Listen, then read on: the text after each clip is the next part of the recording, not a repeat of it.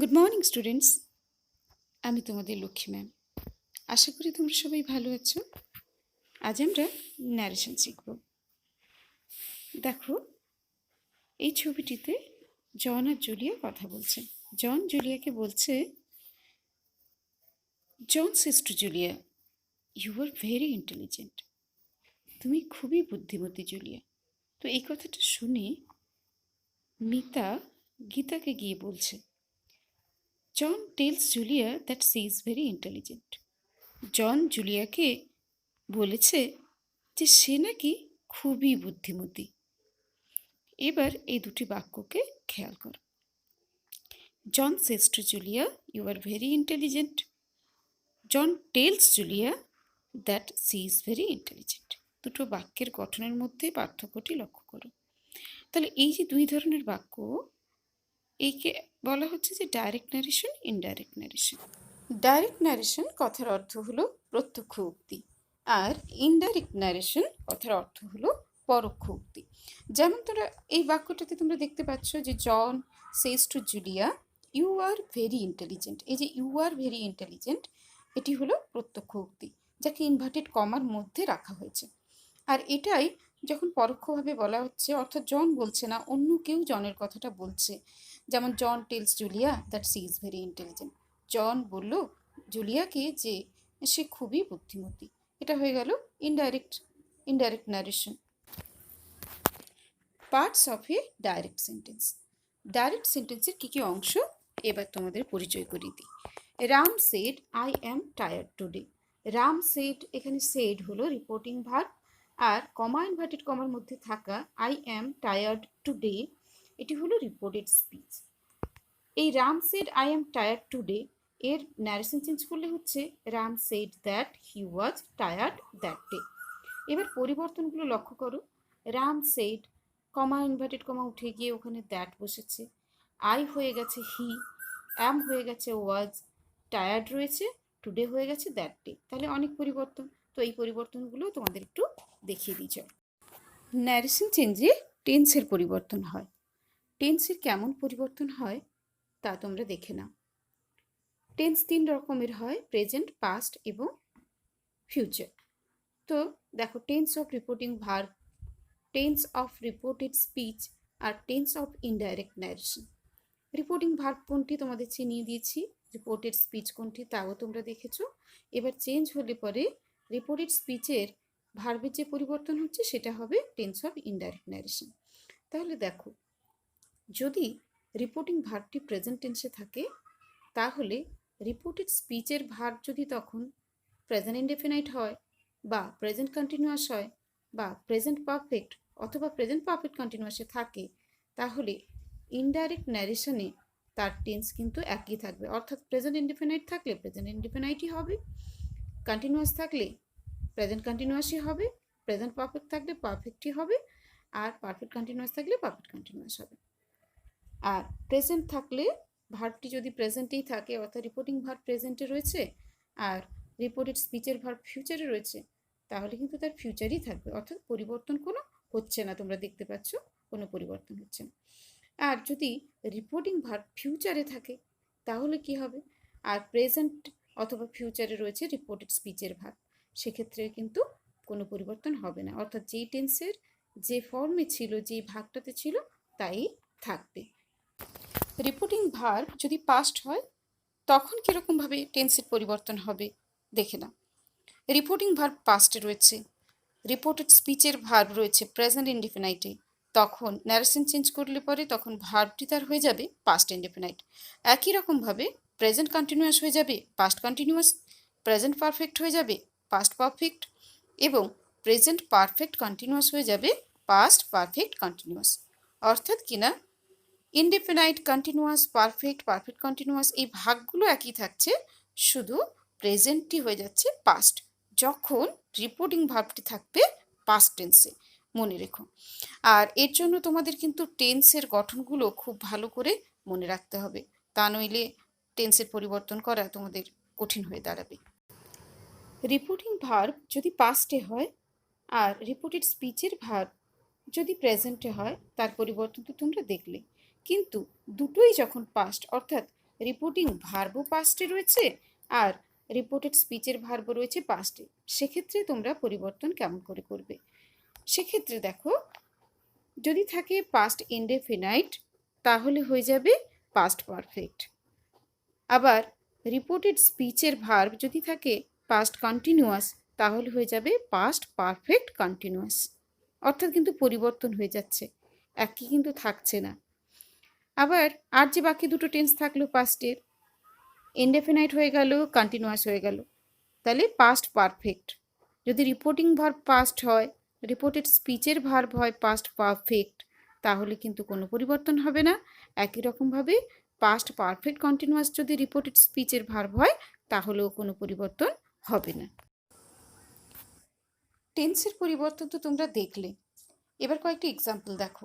He will say I am happy today, he will say that he is happy that day. Ravi said I am playing here, Ravi said that he was playing there. এখানে দেখো টুডেটা হয়ে গেছে that day প্রথম এক্সাম্পলের ক্ষেত্রে, hair হয়ে গেছে দেয়ার। তো এই কীভাবে অ্যাডভার্বগুলো টাইম এবং প্লেস বাচক চেঞ্জ হচ্ছে সেগুলো দেখে নাও।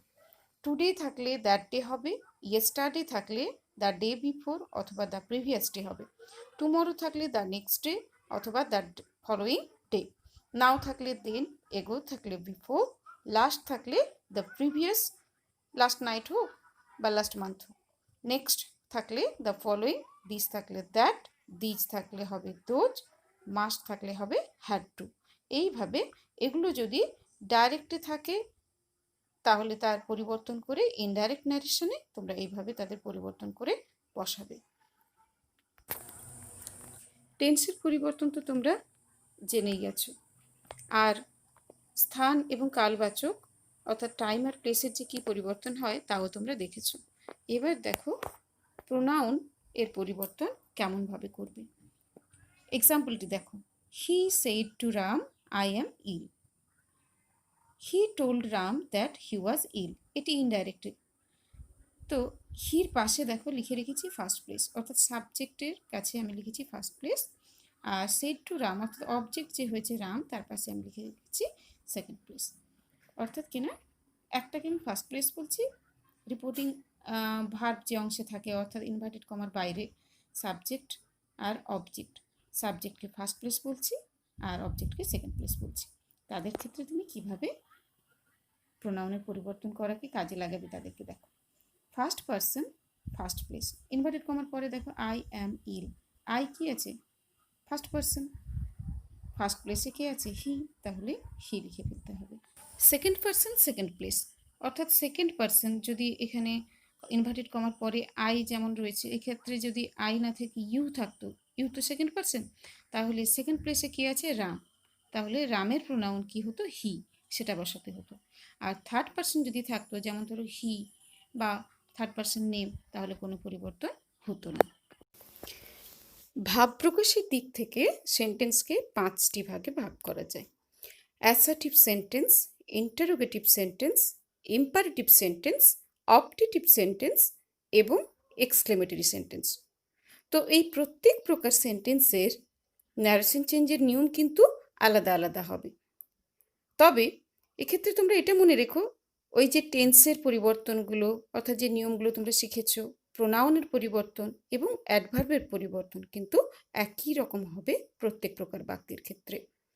তবে এবার চলো আমরা অ্যাসার্টিভ সেন্টেন্সের নিয়মগুলো জেনে নিই। অ্যাসার্টিভ সেন্টেন্সের ন্যারেশন চেঞ্জের রুল, প্রথমে সাবজেক্ট হবে, তারপর সে, টেল, সেড বা টোল্ড বসবে। যদি অবজেক্ট থাকে অর্থাৎ যাকে বলা হচ্ছে সে যদি উল্লেখ থাকে তাহলে টেল বা টেলস বা টোল্ড বসবে, তারপর অবজেক্টে বসে যাবে, আর তা না হলে সে বা সেড বসবে, তারপর কমা ইনভার্টেড কমা উঠে গিয়ে দ্যাট বসবে, তারপর রিপোর্টেড স্পিচটা অ্যাসার্টিভ স্ট্রাকচারে হবে। অ্যাসার্টিভ সেন্টেন্সের ক্ষেত্রে তো অ্যাসার্টিভ থাকছেই। উদাহরণগুলো খেয়াল করো, দেখো I said to him you are wrong, I said to থাকার জন্য যেহেতু অবজেক্ট আছে হিম কাকে বলা হচ্ছে উল্লেখ আছে, তাই সেড টুটা হয়ে গেল টোল্ড। কমা ইনভার্টেড কমা উঠে গিয়ে সেখানে বসলো দ্যাট, আর he was wrong, he said God is good, he said that God is good. আচ্ছা, এবার কয়েকটি এক্সাম্পল আমি তোমাদের দিচ্ছি, দেখো টেন্স এবং অ্যাডভার্ব এবং প্রোনাউনের পরিবর্তন কীভাবে হচ্ছে সেগুলো দেখো। Rupam says I shall go. দেখো সেজ এখানে রিপোর্টিং ভার্ব কিসে আছে? প্রেজেন্টে। তো প্রেজেন্টে থাকলে বলা হয়েছে যে কি প্রেজেন্ট থাকলে পরিবর্তন কোনো হবে না। আর রিপোর্টেড স্পিচের ভার্ব রয়েছে ফিউচারে, স্যার। তাহলে পরিবর্তন হবে না মানে টেন্সের কোনো পরিবর্তন হবে না। তারপর তাহলে এদিকে রয়েছে রিপোর্টিং ভার্ব প্রেজেন্ট আর রিপোর্টেড স্পিচ রয়েছে ফিউচারে। দেখো Rupam says that he will go. He হয়ে গেল, যেহেতু দেখো ফার্স্ট পার্সন রয়েছে, ফার্স্ট প্লেসে রূপম রয়েছে, মানে ফার্স্ট পার্সন আই রয়েছে ইনভার্টেড কমার শুরুতে প্রোনাউন আই, আর ফার্স্ট প্লেসে রয়েছে কে? রূপম। তাহলে রূপমের প্রোনাউন হি, সেই জন্য আইটা হয়ে গেল হি। হির পরে তো শ্যাল বসে না, উইল বসে, তাহলে হি উইল গো হলো। পরের উদাহরণটি লক্ষ্য করো। He had said I went. এখানে দেখো হ্যাড সেড প্রেজেন্টে রয়েছে, আই ওয়েন্ট, ওয়েন্ট রয়েছে পাস্টে। যদি রিপোর্টিং ভার্ব প্রেজেন্ট টেন্সে থাকে তবে টেন্সের কোনো পরিবর্তন করার প্রয়োজন পড়ে না। তাই দেখো he had said that he went, তার মানে পাস্টটা পাস্টে থেকে গেল যেহেতু রিপোর্টিং ভার্ব প্রেজেন্টে ছিল। Ram will say I am ill. Ram will say that he is ill. দেখো রিপোর্টিং ভার্বটি রয়েছে ফিউচার টেন্সে আর রিপোর্টেড স্পিচের ভার্ব হলো প্রেজেন্ট। ফিউচার বা প্রেজেন্টে যদি রিপোর্টিং ভার্ব থাকে তাহলে তার টেন্সের পরিবর্তন করার প্রয়োজন পড়ে না, অর্থাৎ রিপোর্টেড স্পিচের মধ্যে থাকা ভার্বের টেন্সের প্রয়োজন পরিবর্তনের প্রয়োজন হয় না, অর্থাৎ যে টেন্সে থাকে ছিল সেই টেন্সে থাকে। হি said I M playing now. He said I M playing নাও, অর্থাৎ এখানে দেখো সেড পাস্টে রয়েছে, পাস্টে থাকলে তো পরিবর্তন হবে। আই এম প্লেয়িং নাও রয়েছে কি প্রেজেন্ট কন্টিনিউয়াস টেন্সে, তাই প্রেজেন্ট কন্টিনিউয়াসটা হয়ে যাবে কি পাস্ট কন্টিনিউয়াস।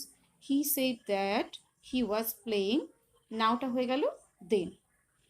তাহলে এইভাবেই টেন্স, প্রোনাউন, অ্যাডভার্ব এর পরিবর্তন করে তোমাদের ন্যারেশন করতে হবে। আরও কয়েকটি উদাহরণ দেখো। He said two Harry I রোট a letter yesterday. He said to হয়ে গেল told Harry that, comma inverted comma উঠে হলো দ্যাট। হি হ্যাড রিটেন, রোট হয়ে গেল হ্যাড রিটেন। যেহেতু রিপোর্টিং ভার্ব পাস্টে রয়েছে এবং রিপোর্টেড স্পিচের মধ্যে থাকা ভার্বটি টেন্স হলো পাস্ট ইনডেফিনাইট, তাই হয়ে গেছে পাস্ট পারফেক্ট। আর ইয়েস্টারডে হয়ে গেছে letter, written a letter the previous day, yesterday হয়ে গেল দ্য প্রিভিয়াস ডে। পরের এক্সাম্পলটা দেখো। I said to you I was playing then. I said to হয়ে গেল told, you comma inverted comma উঠে হলো that. I was playing then, was playing হচ্ছে পাস্ট কন্টিনিউয়াস, পাস্ট কন্টিনিউয়াসে রয়েছে রিপোর্টেড স্পিচের ভার্ব আর রিপোর্টিং ভার্ব পাস্টে রয়েছে, তাই হয়ে যাচ্ছে পাস্ট পারফেক্ট কন্টিনিউয়াস, অর্থাৎ হ্যাড বিন প্লেইং। দেনটা দেন হচ্ছে, নাও থাকলে দেন হয় কিন্তু দেন থাকলে তার কোনো পরিবর্তন হবে না। এবার পরেরটি দেখো। He said I may go there. He said that, comma inverted comma উঠে হলো দ্যাট। আই, এখানে আইটা হিকে বোঝাচ্ছে তাই হি, মেটা হয়ে গেল মাইট, যেহেতু সেড আছে অর্থাৎ পাস্টে আছে। মাইট গো দেয়ার, দেয়ার আছে দেয়ারই বসেছে। দেখো যেভাবে এখানে মেটা মাইট হলো রিপোর্টিং ভার্বটা পাস্ট থাকার জন্য, তেমনিভাবে ক্যান থাকলে কুড, শ্যাল থাকলে শুড, উইল থাকলে উড, এইভাবে কিন্তু পাস্টে পরিবর্তিত হয়ে যাবে মোডাল ভার্বসগুলি। পরিবর্তন করার সময় খেয়াল রেখো। ঠিক আছে, আজকে অ্যাসার্টিভ সেন্টেন্সের ন্যারেশন চেঞ্জ তোমাদের শেখালাম, আর পরবর্তী ভিডিওতে আমি তোমাদের বাকি সেন্টেন্সগুলোর ন্যারেশন চেঞ্জ শেখাবো। ভালো থেকো, স্টে হোম, স্টে সেফ।